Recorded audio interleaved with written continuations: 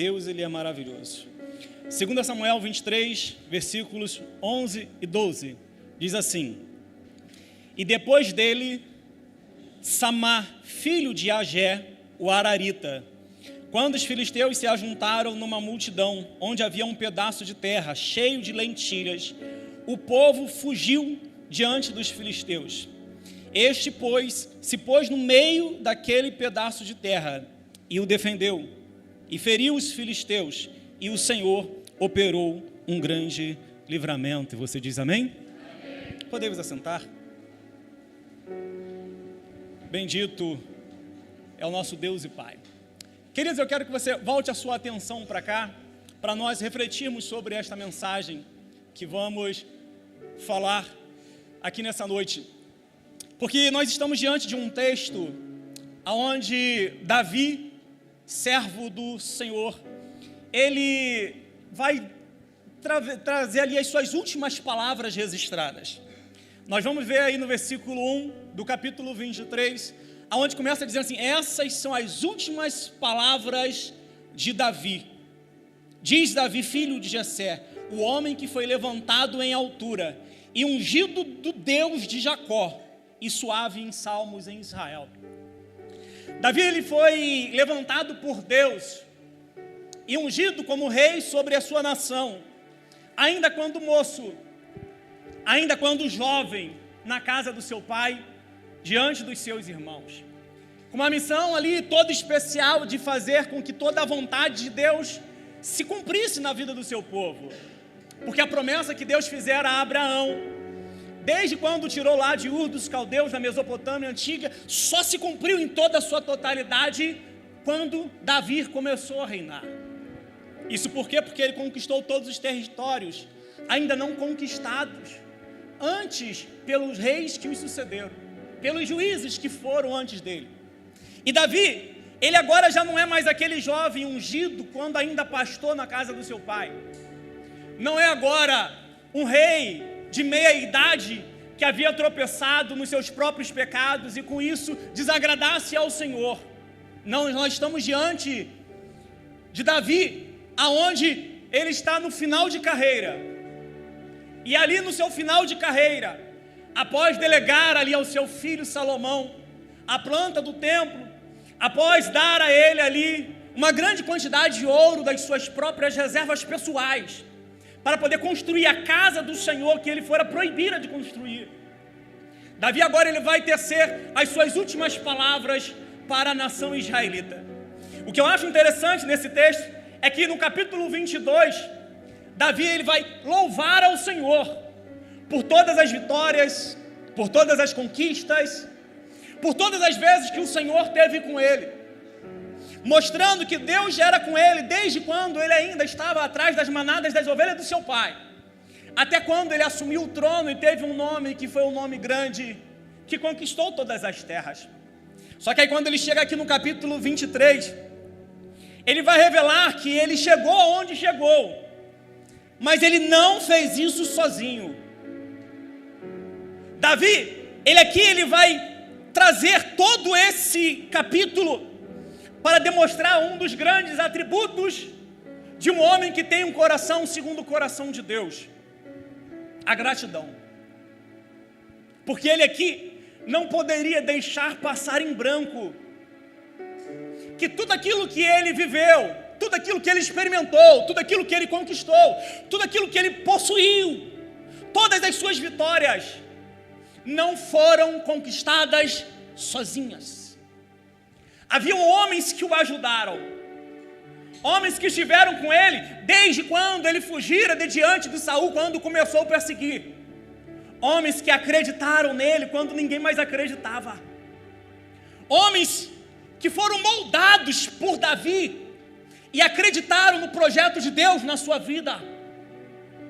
Você que conhece um pouco da história de Davi, sabe que quando ele fugiu de diante de Saul, porque este, por motivo de inveja, o queria matar, ele foi e se escondeu na caverna de Adulão.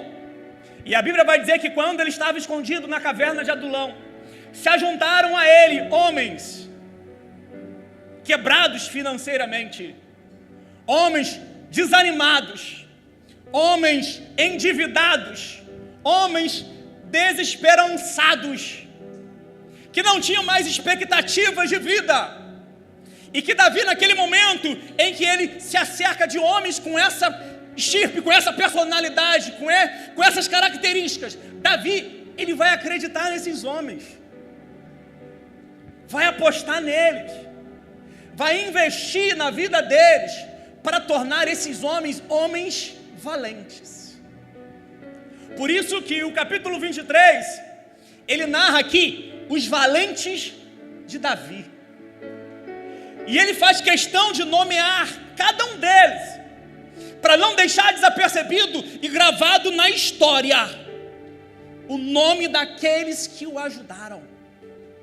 Sabe, eu e você precisamos entender uma coisa muito importante.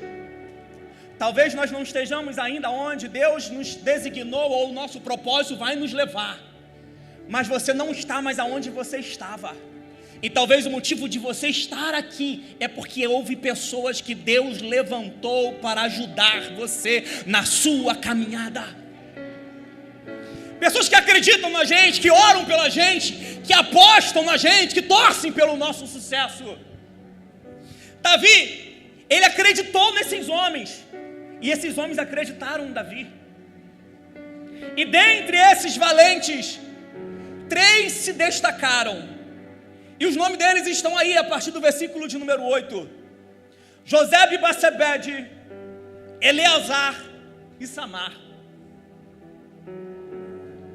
E Samar, que é o personagem da nossa história, cujo nome significa aquele a quem Deus ouve. Ele era um dos 3, dos principais, dentre os 30 valentes de Davi.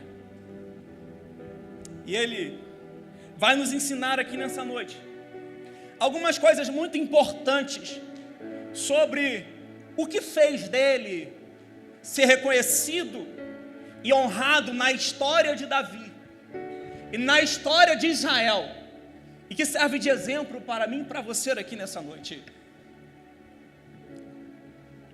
Ele se posicionou, e aqui faz toda a diferença. Samar, ele vai mostrar aqui algo muito importante que eu e você precisamos entender: o poder do posicionamento. Sabe por quê? Porque nós vivemos uma vida em meio a uma sociedade onde muitas das vezes as maiores batalhas que nós travamos não são para alcançar aquilo que nós queremos, mas muitas das vezes as maiores batalhas que nós sofremos ou temos que lutar na nossa vida é para manter aquilo que Deus já nos deu. E nós vivemos numa sociedade muito descartável, aonde as pessoas desistem de tudo e de todos a qualquer momento, aonde pessoas, por qualquer motivo, por qualquer crise, por qualquer dificuldade, abrem mão, jogam a toalha, depõem as armas, abandonam a sua posição. Somos uma sociedade que desiste muito fácil das coisas. Desistimos de casamentos, desistimos da nossa família, desistimos do nosso sonho de uma profissão onde seríamos bem-sucedidos, desistimos muitas vezes do nosso ministério, desistimos muitas vezes da fé que um dia abraçamos em Deus, e muitas vezes desistimos daquilo que um dia nós sonhamos. Mas a Bíblia vai nos apresentar Samar não como um homem desistente, mas um homem que se posicionou. Porque enquanto todos fugiram, Samar permaneceu.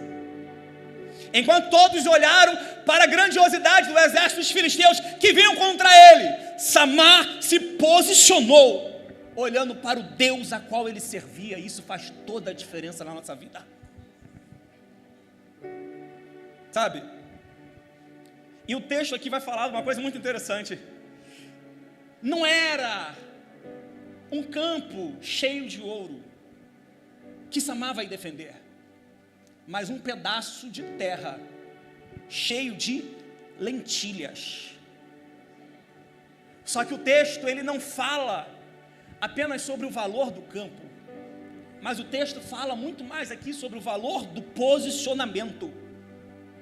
porque nós não somos medidos pela importância daquilo que defendemos, mas sim pelo preço que estamos dispostos a pagar por aquilo que defendemos.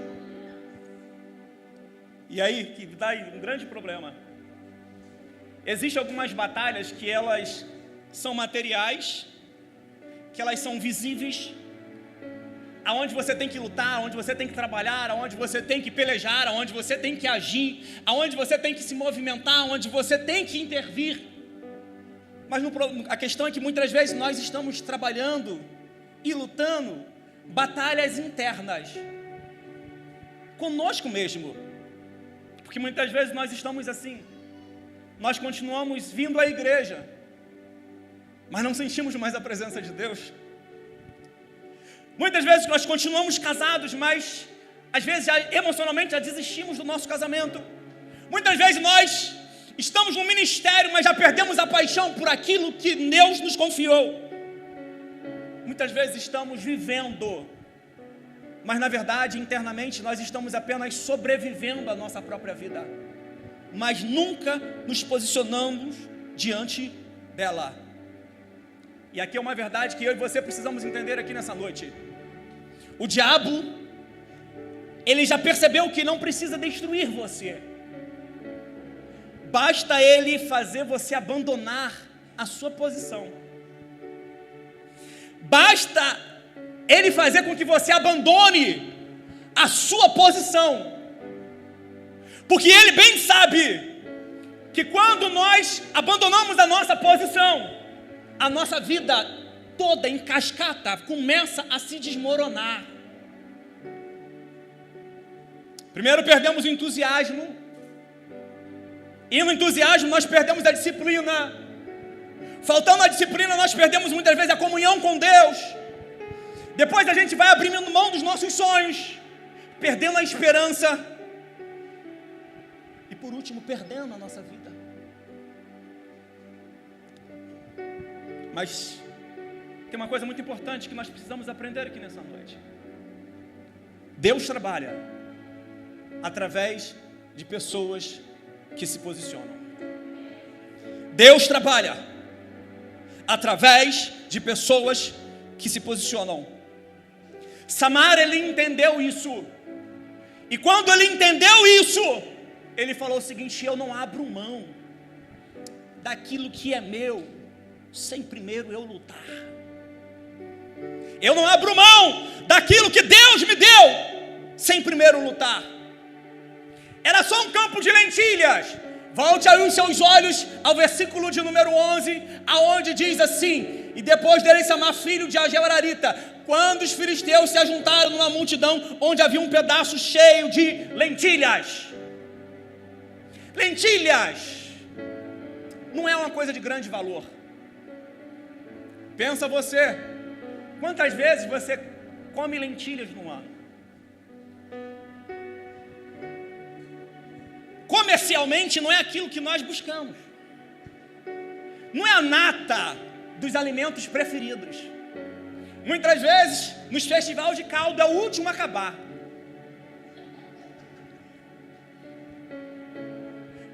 Mas, no entanto, a questão aqui não era o campo de lentilhas, mas era um campo frutífero. Diz aí o texto: os filisteus acamparam-se aonde havia um campo cheio de lentilhas. Os filisteus, eles não estavam interessados nas lentilhas, mas sim na produtividade do campo. Eles não foram atrás de um lugar deserto, não. Eles foram atrás de algo que produz, algo que frutifica. E aqui eu quero que você entenda comigo junto na mensagem. É que o inimigo, ele não perde tempo com aquilo que não produz ameaça contra ele. O inimigo, ele ataca um casamento que ele sabe que vai servir de testemunho. Ele ataca uma família que sabe que vai gerar filhos com propósitos espirituais. Ele ataca ministérios que ele sabe que tem tudo para deslanchar e ser uma bomba contra o seu reino das trevas. Ele ataca muitas das vezes empregos, empresas, negócios, que tem um poder de alavancagem financeira, que pode financiar o reino. Sabe, o tamanho do ataque, muitas vezes, que nós estamos sofrendo, revela o potencial que nós carregamos na nossa vida. E o diabo, ele sabe desse potencial, e é por isso que ele ataca.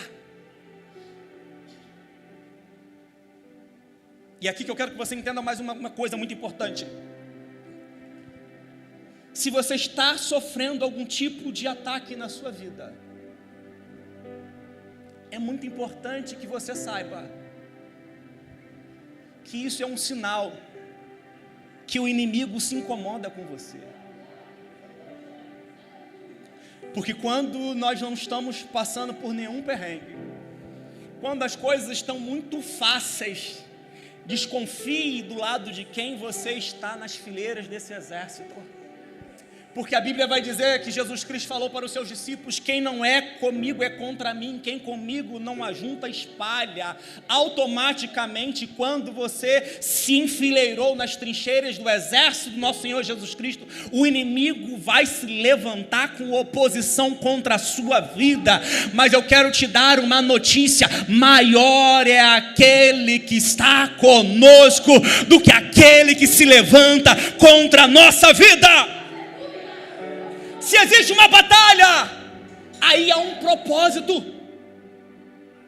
E aonde as pessoas muitas vezes se perdem em achar que porque estão sofrendo algum ataque em alguma área também das nossas vidas. A continuação do versículo diz que quando os filisteus acamparam-se no meio de um campo de lentilhas, a Bíblia diz: e o povo fugiu diante dos filisteus. E o povo fugiu diante dos filisteus. Sabe, aqui tem uma coisa que eu quero que você entenda. Toda derrota do diabo primeiro começa na mente. Ele vai tentar insuflar pensamentos na nossa cabeça para fazer com que nós venhamos desvalorizar aquilo que Deus nos deu. Porque o problema que Samara aqui está enfrentando não eram os filisteus. O problema aqui dessa história era a reação do povo israelita ao ataque do inimigo. Porque nós estamos falando de um homem que se levantou contra um grande exército, enquanto o povo fugia. Mas o povo fugiu, e eu quero te dizer, não foi por covardia. O povo fugiu porque não valorizou os seus próprios terrenos. O povo abriu mão. Quando o exército inimigo veio contra eles, eles não fugiram por medo, eles fugiram por não valorizarem aquilo que o inimigo estava querendo nas suas vidas. Cada um abriu mão do seu pedaço de terra e fugiu. Mas Samar não. Samar não fugiu quando os filisteus vieram contra o seu pedaço de terra. Samar, ele se posicionou, ele permaneceu. Sabe por quê? Porque a visão que ele tinha da sua responsabilidade era diferente dos demais que estavam com ele. Talvez o povo pensou: deixa isso para lá, não vale a pena lutar, não vale a pena desempenhar assim, grandes esforços para proteger algo que não é de nenhum valor. Mas Samar não pensou assim. Samar, ele pensou talvez consigo mesmo: eu não vou abrir mão daquilo que é a herança do Senhor para a minha família. Eu não vou deixar que o inimigo ganhe terreno contra aquilo que Deus me deu. Aquilo que Deus me deu eu vou proteger, ainda que me custe um alto preço, eu não vou entregar sem lutar. O grande problema está justamente aqui, aonde há pessoas à semelhança daqueles israelitas que fugiram diante dos filisteus, que não se posicionam, que não se colocam à frente da batalha, que não resolvem os problemas da sua vida. Na verdade, muitos estão esperando que outros façam por ele aquilo que eles deveriam fazer. não assume a responsabilidade sobre suas propriedades, não assume a responsabilidade sobre as suas possessões, não assume assim, responsabilidade sobre aquilo que Deus lhes entregou. Tem muita gente que assume uma postura de passividade tão incômoda, que esperam que os outros orem pelos seus filhos, espere que os outros resolvam os problemas do seu casamento, espero que os outros sustentem o seu ministério em oração e por isso não oram, espero que os outros assumam as batalhas deles e eles mesmos não descruzam os braços. Só que Deus está falando para você nessa noite: aquilo que Deus te deu é teu, a responsabilidade por defender também é. A minha casa é responsabilidade minha. Eu não posso delegar para outro que resolva os problemas do meu casamento. O cuidado das minhas filhas, a educação que eu dou a elas é responsabilidade minha. Eu não posso esperar que a igreja, que a escola, que o governo faça aquilo que Deus me deu para fazer. A nossa sociedade hoje está delegando responsabilidades, esperando que os outros façam por ele aquilo que eles deveriam estar fazendo. Assuma o seu papel de homem dentro de casa, assuma o seu papel de mãe dentro de casa, assuma a sua responsabilidade, defenda a sua família. E aqui eu vejo um princípio muito interessante, porque a multidão dos israelitas fugiu de diante dos filisteus. E aqui há algo bom de se comentar. Sabe por quê? Porque nem todo movimento da multidão indica a direção de Deus.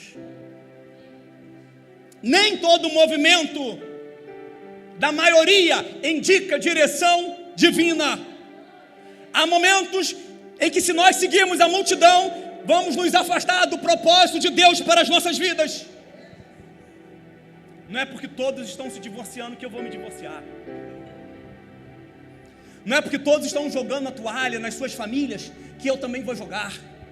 Não é porque todo mundo está fazendo que eu também vou fazer. A minha mãezinha já costumava dizer: você não é todo mundo. Você não é todo mundo. Não é porque todos estão fazendo que nós precisamos fazer. Defenda aquilo que Deus te deu. Defenda aquilo que Deus te deu. Não seja Maria, vai com as outras. Não acompanhe a manada das pessoas que estão, muitas das vezes, abandonando suas vidas em relação a Deus para viver uma vida aqui na terra conforme os desejos das suas carnes. Não, antes pelo contrário, se posicione contra o inferno a favor da sua família, diante de Deus e diante dos homens, e diga: aquilo que Deus me deu, eu vou defender e eu vou lutar por isso. Quando todos fugiram, Samar permaneceu. E aqui ele entendeu algo que eu e você precisamos entender: fidelidade não depende de companhia. Há decisões e responsabilidades que nós precisamos assumi-las, e muitas vezes vamos ter que fazer isso sozinhos. Mas, no entanto, eu quero te dizer que você nunca estará sozinho. Porque toda vez que um homem... Assim, olha, Samar tomou posição na lateral do campo. É isso que está dizendo aí na sua Bíblia? Samar tomou posição na periferia do pedaço de terra de lentilhas. É isso que está dizendo aí na sua Bíblia? Samar tomou posição no meio daquele terreno e defendeu. Ele não ficou olhando de longe. Ele não se posicionou como plateia. Ele não ficou esperando um milagre acontecer. Não, ele foi para o meio da batalha. Ele se colocou no meio do campo e o defendeu. Sabe, porque há algumas pessoas que muitas vezes elas não fogem, mas também elas não entram na luta. Elas não se posicionam como guerreiros, mas muitas vezes se posicionam apenas como espectadores. Vamos ver até onde isso vai. Vamos ver o que vai acontecer. Elas ficam às margens, mas não lutam, não entram na guerra. E com isso, a vida vai passando, o casamento vai se definhando, o ministério vai morrendo, a vida vai sucumbindo, Porque na verdade elas não estão assumindo uma postura de lutadores, mas apenas de espectadores. E eu quero que você entenda algo muito importante nessa noite. Existe uma diferença entre você estar presente e você estar posicionado. Diga para a pessoa ao seu lado: é diferente. É diferente. Muitas pessoas estão na igreja, mas elas não estão posicionadas. Estão cansadas. E não querem mais lutar. Estão casadas, mas não investem mais na relação. Continuam ainda trabalhando, mas sem um propósito de vida. Sabe? Posicionar não é apenas você ficar à margem. Posicionar é você assumir um compromisso de guerrear no meio da batalha, aonde o calor é mais quente, aonde o inimigo mais se levanta. É ali que os guerreiros se posicionam e se colocam e não arredam o pé. Posicionar é dizer: eu sei quem eu sou, eu sei o que Deus me confiou, e eu sei aonde eu devo permanecer. Toda a história bíblica revela homens que fizeram seus nomes na história sagrada, não porque fugiram, mas porque permaneceram. Não porque abandonaram, mas porque lutaram. Não porque saíram fora e desistiram, mas porque simplesmente se posicionaram. Noé, homem justo e bom que temia o Senhor, no meio de uma geração corrupta, que havia abandonado a adoração ao único e verdadeiro Deus, ele se posicionou e falou consigo mesmo: não, eu sigo ao único e verdadeiro Deus, Criador dos céus e da terra. Quando Deus resolveu deflagrar o juízo sobre a terra, a Bíblia diz que o Senhor se arrependeu de haver feito o homem sobre a terra e decidiu destruí-la, mas a Bíblia vai dizer: e achou o Senhor graça aos olhos de Noé, e nele fez com que perpetuasse a humanidade.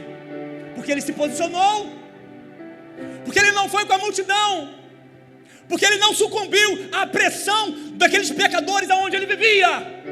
Ele resolveu viver uma vida santa no meio de uma geração extremamente corrupta. Daniel foi um homem que se posicionou, que quando estava na Babilônia, e ele foi cotado para ser um daqueles que seriam príncipes de Nabucodonosor, e aí ele deveria se posicionar, e ele deveria se alimentar com tudo aquilo que era oferecido no manjar do rei. Ele se posicionou e disse: não, eu decidi no meu coração, eu não vou me contaminar.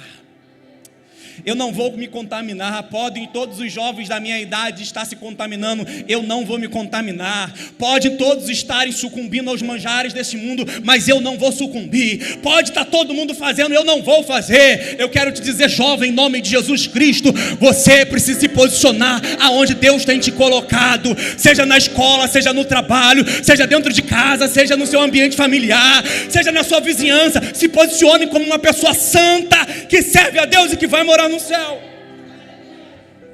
Deus não procura pessoas perfeitas, Deus procura pessoas posicionadas, permanecer, e escolhe não abandonar. E aí eu quero perguntar a você: quem é você quando a pressão aumenta na sua vida? Quem é você quando a pressão aumenta sobre você ao ponto de você achar que não vai dar? Você é uma pessoa que se move pela emoção do medo, ou se move por uma convicção da fé que você tem no Senhor? Sabe por quê? Porque convicção e fé são aquilo que sustentam o nosso posicionamento. Pessoas emocionadas, elas desistem quando a emoção passa. Pessoas posicionadas, elas permanecem, porque elas permanecem não por emoção, mas por convicção ao Deus a qual eles servem. E é aqui que eu quero começar a pregar. As armas que o inimigo inflige contra a nossa vida para tentar nos tirar da nossa posição. E aí eu quero que você entenda muito bem isso, porque talvez você possa estar sofrendo algum tipo de ataque por parte do inimigo, e isso pode ser revelado através daquilo que você está sentindo nesse momento, quando tudo está acontecendo. A primeira arma que eu quero comentar do inimigo, para tentar demover-nos da nossa posição em Deus, é um medo? Diga comigo, medo. Mais forte, medo. Só as mulheres. Só os homens. Todos juntos. O medo faz você enxergar que o inimigo é maior do que você. Faz você imaginar que o problema não tem solução, porque você não tem forças para vencê-lo. O medo faz você ver coisas que muitas vezes não existem. Muitas das vezes você está apenas mensurando algo que na verdade é muito maior do que a realidade. O medo faz com que você se veja pequeno diante de uma situação que aos seus olhos é maior do que as suas forças. Aqueles 10 dos 12 espias que foram enviados a espiar Canaã, eles falaram, olha, é o seguinte, nós não podemos subir contra aquela terra porque lá tem gigantes. Tinha 3 gigantes, mas eles falaram, todos os homens daquela terra são homens de grande estatura, e nós éramos como um gafanhoto aos olhos deles, e assim também o éramos aos nossos olhos, ou seja, a maneira como eles se viam, por causa do medo, faziam com que os outros o enxergassem também daquela mesma maneira. O medo faz com que você se diminua, faz com que você não use todo o seu potencial, faz com que você não consiga enxergar que há solução. Cuidado com o medo na sua vida. O medo faz com que você acredite que muitas vezes não vale a pena lutar por algo que aos seus olhos é uma causa perdida, sendo que na verdade não é que a causa se perdeu, apenas você não está mensurando o tamanho do problema como verdadeiramente ele é. E olha, eu e você estamos sujeitos a isso. Josué é um grande homem de Deus. Deus precisou falar com ele, não temas, não temas, por várias vezes. E se Deus precisou falar várias vezes, repetir, é porque possivelmente ele estava com medo diante do grande desafio de introduzir o povo, a nação israelita em Canaã. Mas Deus estava dizendo, não temas, porque eu sou contigo. Quando temos a convicção de que Deus está conosco, por maior que seja o nosso problema, nós sempre vamos encontrar uma solução. Essa semana foi uma semana muito agitada para mim. A minha família sabe muito bem disso, viu como eu estava muito estressado, presa. E durante todo o dia da terça-feira eu tentei resolver um problema que era muito maior do que a minha capacidade. E eu estava estressado. E as pessoas que estavam ali conosco, os funcionários, eles falaram assim, Anderson, está com algum problema, Anderson? Eu falei, cara, eu já tentei de tudo e eu não consegui resolver. Eu finalizei a nossa última terça-feira debaixo de um estresse, de uma pressão emocional, psicológica muito grande. E aí no final do dia, quando eu vi que o leite já havia se derramado, que não tinha mais jeito, meu funcionário chegou para mim e falou assim, Anderson, a gente tem que pensar no que a gente vai fazer amanhã. Eu falei, cara, eu não vou nem pensar no que eu vou fazer amanhã, que tudo que eu podia pensar, eu pensei hoje. E como nada resolveu, eu vou orar. E eu posso te garantir que depois que eu orar, Deus vai agir. Ah, mas você não vai escrever um rascunho, não vai esboçar o que você vai fazer nessa reunião? Eu falei, não, eu vou orar. E eu vou para lá com a minha mente aberta.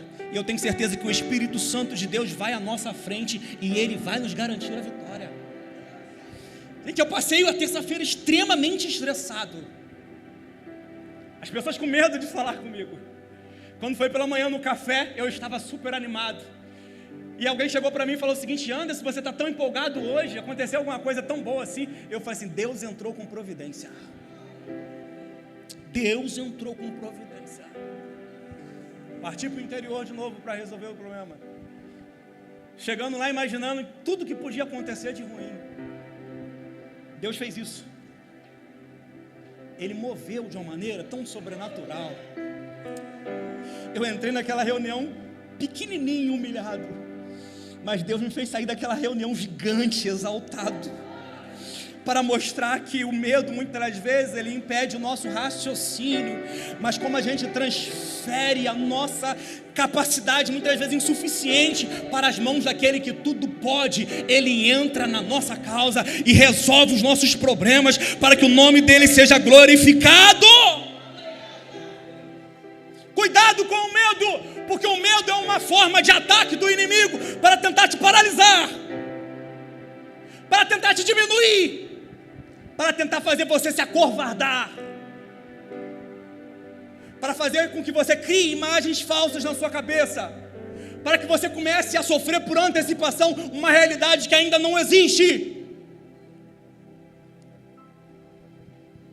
Mas eu quero dizer algo muito importante.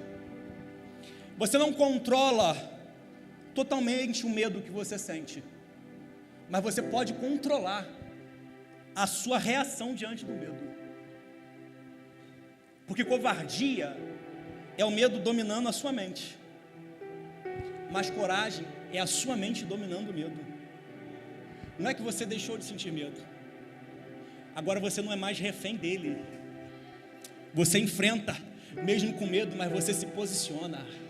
Eu não saio daqui da onde Deus me colocou.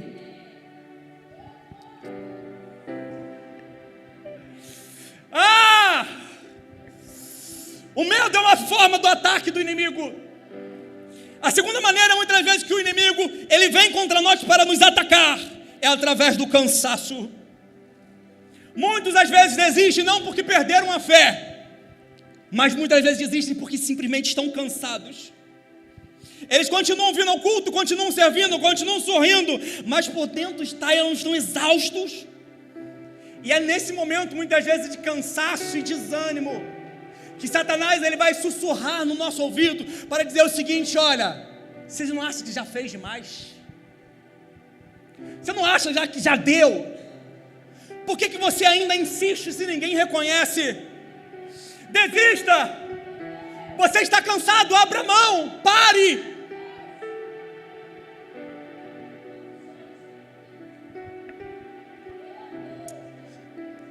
Eu quero dizer que você não precisa abandonar. Muitas vezes, se você está cansado, a única coisa que você precisa é descansar. Você precisa simplesmente descansar. E descansar não é abrir mão.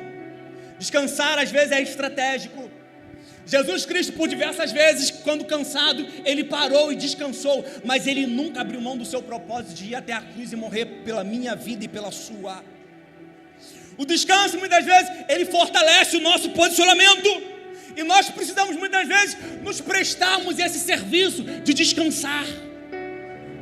Eu preguei uns dias atrás sobre Elias, e Elias, ele dizia: já basta, Senhor, tira minha vida, não sou melhor do que os meus pais, porque todos morreram e fiquei eu só, e agora buscam tirar minha vida. E o anjo simplesmente disse: olha, come, bebe e descansa. E com a força daquela comida, ele caminhou mais 40 dias e 40 noites. Sabe por quê? Porque ele foi renovado em Deus. E quando o Rafael leu a leitura introdutória aqui dessa noite, eu já sabia que Deus trouxe você aqui. Capítulo número 40, versículo 31 que foi lido. Os versículos anteriores vão dizer o seguinte: olha, os jovens se cansam e se fadigam, mas aqueles que esperam no Senhor renovarão as suas forças, subirão com asas como de águia, caminharão e não se cansarão, correrão e não se fadigarão. Espera em Deus, descansa no Senhor, entrega o teu caminho a Ele. A terceira arma que o inimigo usa contra a nossa vida é a ofensa.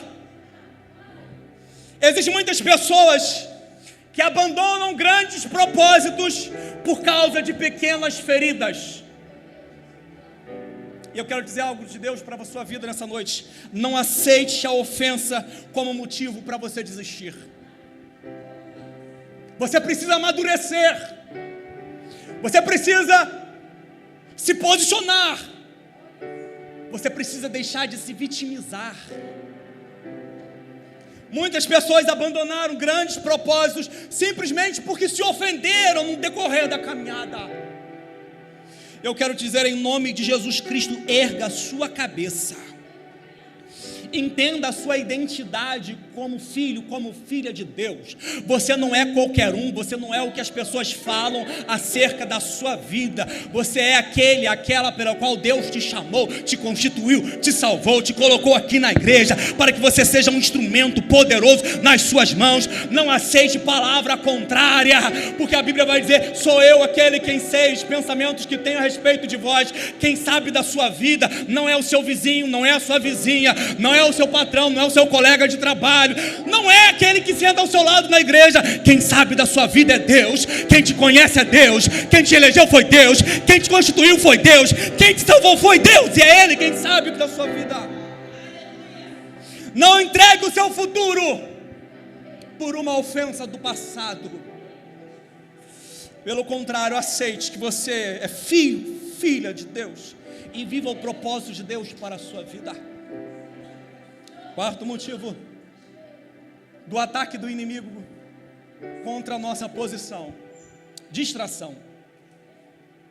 O inimigo, ele não precisa nos destruir, basta muitas vezes nos distrair, ocupar o nosso tempo com excesso de trabalho, redes sociais, entretenimento, vaidade, comparações, coisas semelhantes a essas, que muitas das vezes fazem com que nós venhamos desviar o foco daquilo que é o nosso propósito em Deus. E quando isso nós vamos permitindo na nossa vida, isso vai muitas das vezes sobrecarregando o nosso coração, ocupando demais a nossa agenda, e quando nós vemos, nós não oramos mais, nós não buscamos mais, nós não estamos mais caminhando em direção ao nosso sonho, ao nosso propósito, nós não estamos mais buscando a Deus como buscávamos, não estamos mais vivendo como deveríamos estar vivendo, não estamos mais no caminho alinhados com a vontade de Deus para a nossa vida. Muitas vezes nós estamos distantes daquilo que Deus nos deu para fazer, porque nos distraímos. Cuidado com a distração. Muitas pessoas estão perdendo seu propósito de vida, porque estão se distraindo com este mundo. Muitas pessoas estão perdendo seus casamentos porque estão se distraindo com a vida e não estão se apercebendo que isso é um ataque do diabo para tentar fazer com que você venha sair da posição que Deus te colocou. Diga para a pessoa ao seu lado: não distraia. Diga com força: não distraia. Não se distraia. Não se distraia. Porque isso é um ataque do inimigo, você não percebeu. Você está lá roletando lá o feed do seu Instagram e não está percebendo que as suas horas estão passando, a sua vida está passando e você não está fazendo nada com ela.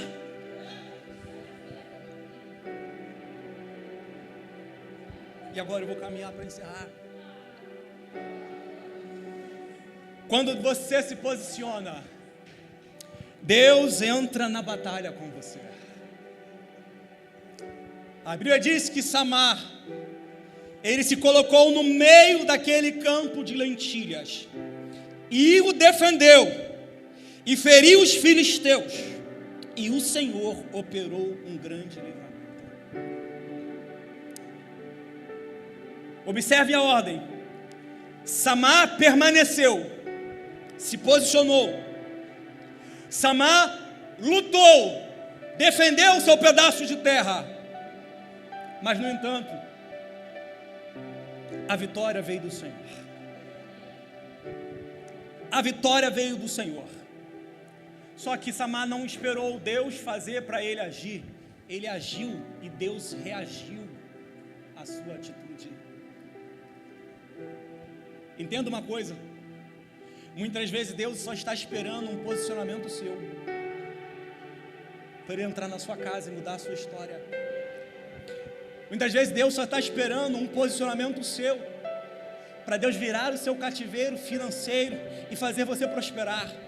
Muitas vezes Deus só está esperando um posicionamento seu para dizer: olha, aquilo que você pode fazer, vá até o fim, mas aquilo que você não pode fazer, confia que eu faço.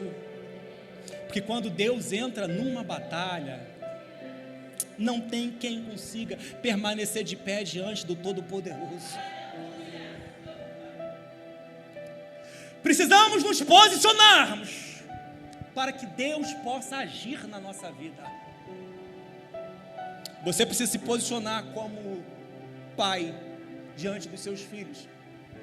Você precisa se posicionar como marido diante da sua esposa. Assumir o seu papel, assumir a sua posição. Você precisa se posicionar profissionalmente no seu ambiente de trabalho. Você precisa se posicionar ministerialmente na igreja. Se você quer ver milagre, não espere o céu se mover ao seu favor enquanto você não agir em direção àquilo que Deus te deu para fazer. Eu amo a história de Esdras, porque Esdras, quando ele saiu para vir para Jerusalém, para reedificar o templo do Senhor, ele diz assim: nós oramos e o céu se moveu à nossa oração. Nós nos posicionamos e o céu se moveu à nossa oração. Eu e você precisamos assumir o nosso papel. Fique de pé.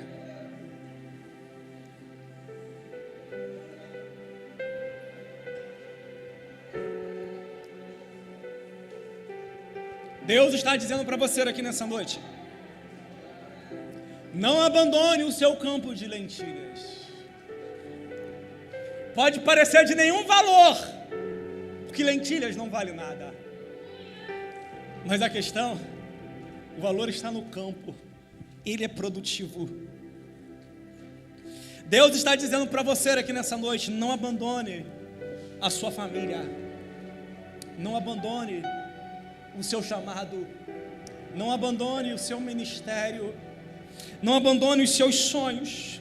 Não abandone a sua história. Não desista da sua vida. Você pode estar cansado, você pode estar com medo, você pode já ter tido perdas. Talvez todos que você contava possam ter ido embora, mas ainda que outros tenham fugido, permaneça, porque Deus vai te honrar aonde você se posicionar. Porque o segredo de Samar não estava na sua capacidade militar, não estava na sua habilidade com a espada. O segredo de Samar estava em Deus, que ficou ao seu lado quando ele se posicionou. Eu quero que você aprenda a declarar isso na sua vida. A minha vida pertence ao Senhor, e o diabo não vai levá-la. A minha família pertence ao Senhor, e eu não vou deixar o inimigo roubá-la. O meu casamento pertence ao Senhor, e nada vai me separar. Os meus filhos são heranças do Senhor, e eu não vou abrir mão da herança do Senhor na minha vida.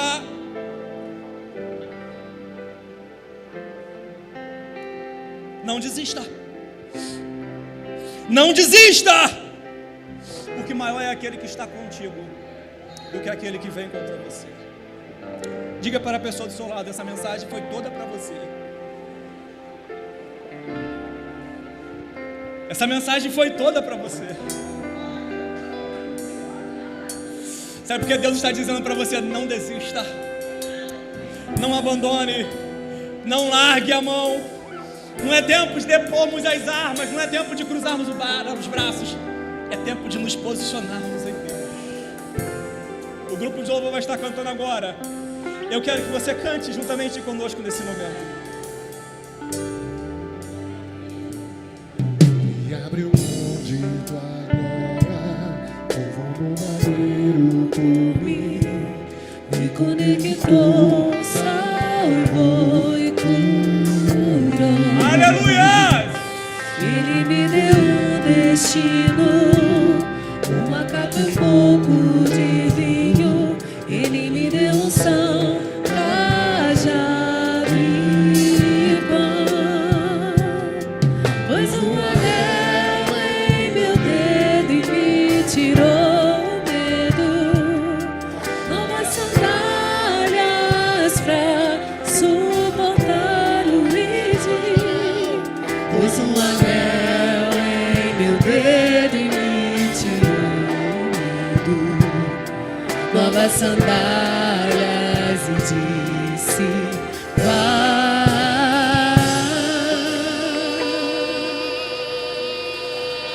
Aleluia! E eu me despedi dos meus pais. Eu queimei minhas carroças e eu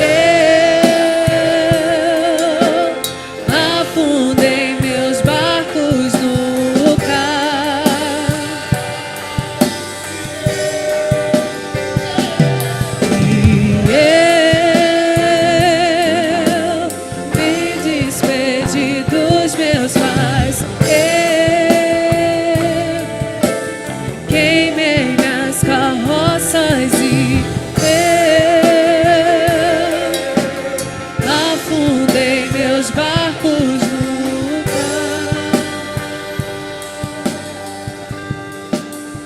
Coloque a mão no seu coração, eu quero orar por você nesse momento. Eu acredito que Deus te trouxe aqui nessa noite, porque Ele tem algo a fazer pela sua vida. E eu creio no poder da palavra. Eu creio no poder do posicionamento espiritual. E eu creio que se você se posicionar diante das batalhas com as quais você está tendo que lutar, Deus pode te dar um grande livramento. Deus pode entrar nessa causa e resolver aquilo que você não pode resolver.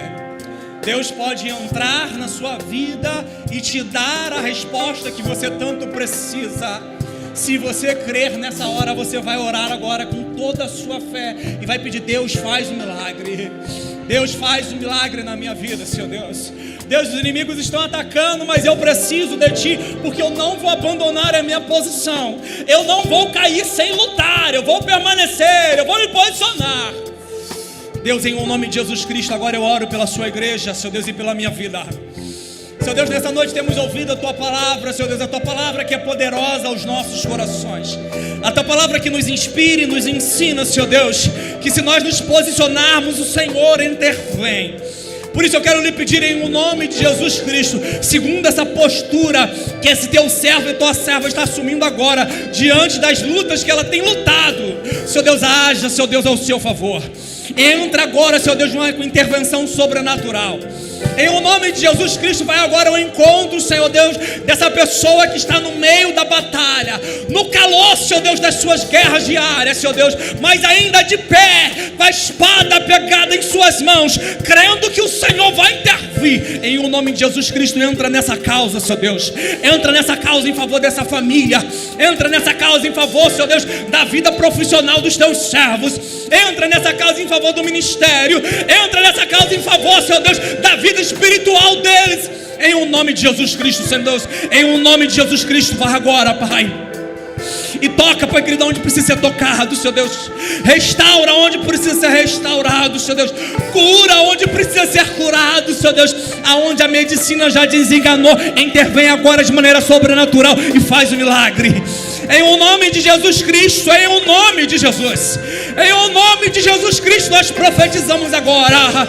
Em o nome de Jesus Cristo, nós profetizamos sobre a Tua igreja um milagre, um livramento sobrenatural da parte do Senhor. Casamentos serão restaurados,